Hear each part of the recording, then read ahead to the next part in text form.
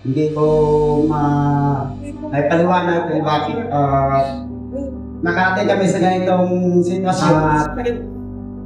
Pasalamatan ko na lang po lahat ng tumulong sa amin, lalo po hindi lang po dito sa amin sa Richard Mindoro. Lahat po ng mga programa ng Duli sa buong Pilipinas po ay nagpapasalamat po ako sa inyo. At lahat po ng mga direktor na tumulong sa mga tao na kailangan ng pagkabuhayan po. Sa lahat ng mga tao na dito ngayon, so maraming salamat.